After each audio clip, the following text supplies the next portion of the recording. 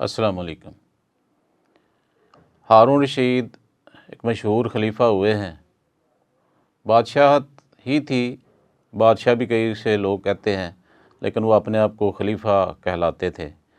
عباسی دور کے ہیں، اور ان کا دور جو ہے وہ بڑے اس زمانے میں عہد زریں کہلاتا ہے، کیونکہ اس دور میں اسلامی سلطنت نے بہت زیادہ ترقی کی اور بہت زیادہ امن و سکون بھی تھا۔ اس لیے ان کی بہت سی باتیں ایسی مشہور ہیں جو انتظام سلطنت کے بارے میں ہیں۔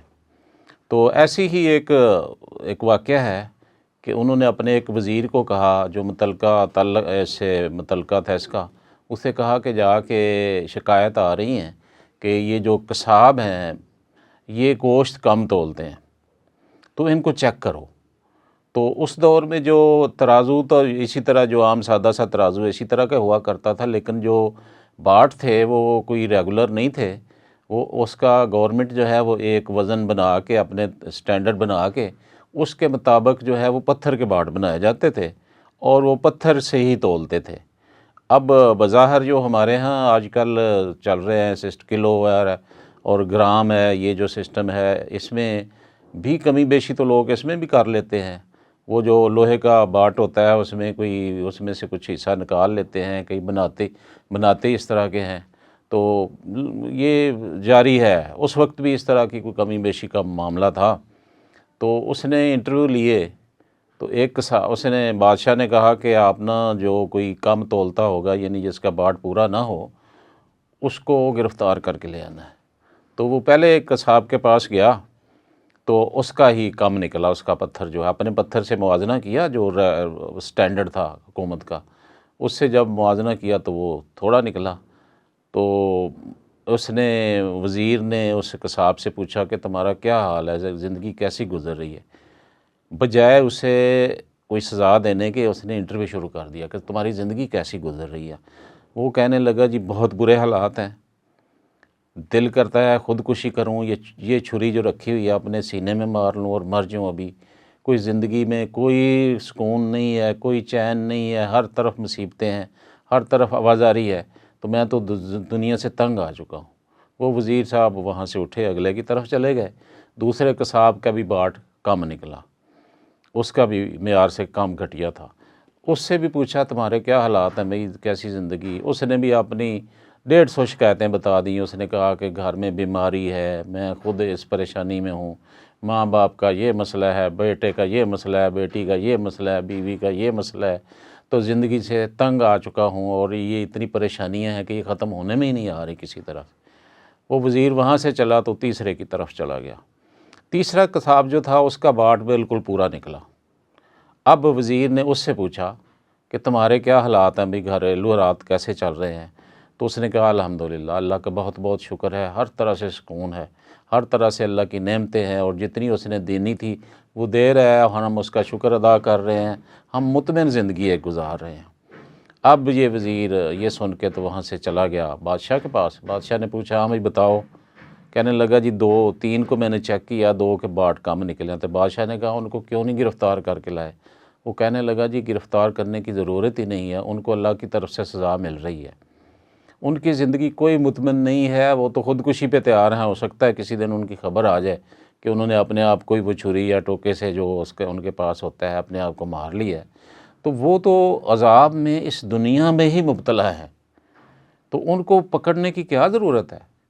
تو یہ ایک مثال تھی، کہ جو بندہ جو ہے دوسروں کے ساتھ کر رہا ہے دوسروں کو ناپ تول میں خرابی کر رہا ہے، ان کو کمی بیشی کر رہا ہے، فراڈ کر رہا ہے، دھوکہ کر رہا ہے، تو اس کی اپنی زندگی کا بھی یہی حال ہوتا ہے۔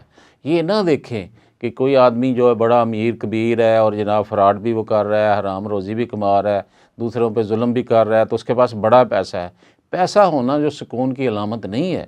سکون ویسے تو کہا گیا قرآن پاک میں کہ اللہ کے ذکر میں ہے، اور اللہ کا ذکر بھی وہی کرتا ہے جو اللہ کے احکامات کے مطابق چلتا ہے۔ وہ اپنی عام زندگی وہ زندگی جو معاشرے کے ساتھ اٹیچ ہے، اس کی ایک اپنے انفرادی ہے کہ اپنی عبادات ہیں، اس کی اپنے اندر کا ذکر ہے یا اپنے اللہ سے تعلق ہے۔ دوسرا یہ کہ وہ جو معاشرے کے ساتھ حسن سلوک کیسا کر رہا ہے۔ تو حسن سلوک کی ایک مثال میں اور آپ کو دیتا ہوں کہ جب موسیٰ علیہ السلام جو ہے وہ 40 راتوں کے لیے وہاں گئے کوہ طور پہ، تو پیچھے مشہور مثال ہے یہ، سامری سنار تھا، اس نے سونا اکٹھا کیا، اس کے پاس کچھ لوگوں کی مانتے تھی شاید، اور اس کو پتہ نہیں کیا خیال آیا، شیطان نے ورگلایا، اس نے سونے کا ایک بچھڑا بنا دیا۔ اب اس نے کوئی خاص قسم کی جو مٹی ہے، وہ تو بعد میں اس نے بتایا کہ یہاں سے فرشتہ گزرا تھا، اس کے قدموں کی میں نے مٹی لے کے اس کے اوپر وہ دھوڑی، وہ اس کے اوپر پھینکی، تو وہ ایسے اس میں سے آواز آنی شروع ہو گئی، یعنی تھوڑی سی حرکت کرتا تھا تو وہ سونے کا، لیکن تھوڑی سی حرکت کرتا اور اس میں سے آواز آنی شروع ہو جاتی۔ اب لوگوں نے جب دیکھا تو لوگوں نے کہا کہ یہ تو بڑا معجزہ ہے، لگتا ہے کہ ہمارا خدا اس میں آ گیا ہے، تو لوگوں نے اس کی پوجا شروع کر دی، اس میں سنار بھی وہ بھی شامل تھا۔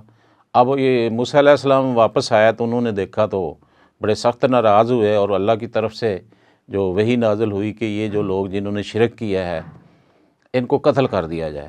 تو کتابوں میں روایات میں لکھا ہے کہ 70,000 لوگ تھے جنہوں نے عبادت کی اس کی بچھڑے کی، تو 70,000 لوگوں کو قتل کر دیا گیا اس وجہ سے کہ انہوں نے کھلا شرک کیا، بچھڑے کو خدا سمجھ لیا۔ اب جب مارنے کی باری آئی تو 70,000 لوگوں کو تو مار دیا گیا، تو موسیٰ علیہ السلام نے اللہ سے پوچھا کہ یا اللہ میں اب اس کو بھی قتل کرنے لگا ہوں، سنار کو، سامری جو تھا اس کو بھی، کیونکہ اس نے یہ بنیاد ڈالی، تو اللہ نے روک دیا اسے۔ پوچھا یا اللہ کیوں، یہ تو سب سے بڑا مجرم ہے، تو اللہ تعالیٰ کی طرف سے جواب آیا کہ یہ کم وقت سخی بہت ہے، یہ سخاوت بہت کرتا ہے، تو میں نہیں چاہتا کہ اس کو ابھی مارا جائے، اس کو بھی۔ تو اس کی زندگی آخری تو بہت غلط گزری، کیونکہ وہ پھر گلیوں میں بازاروں میں سر پہ دو ہتھڑ مارتا تھا اور کہتا تھا میں نے ظلم کیا، میں نے یہ کیا، میں نے یہ کیا، تو اس طرح ذلیل و خوار ہو کے مرا، لیکن اللہ تعالیٰ نے اس کی فوری طور پہ سزا جو ہے وہ منسوخ کر دی۔ تو جو لوگوں سے اس نے سلوک کرتا ہے، اب ایک مثال بڑی جو ہمارے سامنے شعیب علیہ السلام کی ہے۔ حضرت شعیب علیہ السلام اللہ کے نبی تھے، اور مدائن کے علاقے میں وہ تشریف لائے، تو اس علاقے کے لوگ سب سے بڑی برائی تھی، وہ تاجر تھے سارے تقریباً، وہ شہر تھا، تو مدائن نہیں ہے، یہ مدین ہے، مدائن تو ایران کا تھا، یہ مدین تھا، تو یہ عرب میں ہے۔ تو اس کو وہ لوگ ناپ تول میں کمی بہت کرتے تھے، جب وہ کچھ چیز دینی ہوتی تو کم تولتے، اور جب لینی ہوتی تو زیادہ تولتے۔ انہیں پھر جگہ جگہ بار بار منع کیا گیا، حضرت شعیب علیہ السلام نے منع کیا کہ یہ کام نہ کرو، یہ کمی بیشی نہ کرو۔ قرآن پاک میں 3-4 آیات اس سلسلے میں ہیں کہ ان کو منع کیا کہ ایک اللہ کی عبادت کرو، اور یہ جو برائی کر رہے ہو دنیا کے ساتھ لوگوں کو کم تول کے دیتے ہو، یہ چھوڑ دو۔ لیکن ان لوگوں نے نہیں چھوڑی، اس کے نتیجے میں اللہ کا عذاب آیا، اور ایک چیخ کی آواز آئی، اور شعیب علیہ السلام اور ان کے وہ ساتھی جو قبول کر چکے تھے وہ بچا لیے گئے، اور باقی سارے جو ہیں وہ اس چیخ، اس کڑک کی وجہ سے ہی مر گئے، تباہ ہو گئی، وہ برباد ہو گئی قوم۔ تو اب ہم دیکھتے ہیں اپنی طرف، جو بھی ہم پچھلے روایتوں میں قصے کہانیاں جو بھی بیان کرتے ہیں، ان کو جب اپنی اس زندگی میں نہیں دیکھیں گے تو ہمیں کوئی ان کا فائدہ نہیں ہوگا۔ تو آج ہم دیکھیں، بازاروں میں چلے جائیں، آپ وہاں چلے جائیں جہاں سبزیاں اور وہ فروٹ بیچتے ہیں، کیونکہ وہ ان کی ہر چیز تول کے جاتی ہے، تو باقی تو پیکنگ میں اکثر چیزیں ہوتی ہیں، تول والی زیادہ سبزیاں اور فروٹ والے ہیں۔ تو ان کو آپ دیکھیں اس بازار میں، اس مارکیٹ میں، اس حصے میں جہاں یہ دکانیں ہیں، تو آپ ایک دکان سے کوئی فروٹ لے لیں، آپ کوئی 3 کلو لے لیں، سیب فرض کیا لے لیں، اور آپ احتیاطاً جا کے کسی اور دکان سے بھی اس کا تول کرائیں، کسی اور سے بھی کرائیں، 3-4 سے کروائیں گے تو آپ کو مختلف اس کی ملے گا، پورا 3 کلو کسی کا بھی نہیں ملے گا، اگر اس کا صحیح ہے۔ اگر اس کا خراب ہے، اس نے 2.5 کلو آپ کو دیا ہے، تو ہو سکتا ہے اگلا جو ہے وہ 3 کلو والا ہو، صحیح والا ہو، تو وہ 3 کلو مل جائے۔ اس لیے اکثر جگہ پہ ان کے ریٹ میں بھی اسی لیے فرق آپ کو نظر آتا ہے کہ وہ اس میں ناپ تول میں کمی کرتے ہیں، اور اس کی وجہ سے ہمارے اوپر کیا عذاب نازل ہو رہا ہے، وہ عذاب نازل نہیں ہوگا جو دنیا کو، قوموں کو تباہ کر دیتا ہے، نہیں، یہی عذاب ہے۔ بیماریاں ہمارے اوپر، پریشانیاں ہیں، ذہنی ٹینشن ہے، ڈپریشن ہے، ہم پرسکون زندگی نہیں ہم لوگ گزار رہے، کیونکہ ہم اس میں دنیاوی زندگی میں لوگوں کے ساتھ بہت ہی گھپلا کر رہے ہیں، اس کے نتیجے میں ہماری زندگی میں کوئی سکون نہیں ہے، پیسہ ہونا کوئی سکون نہیں ہے۔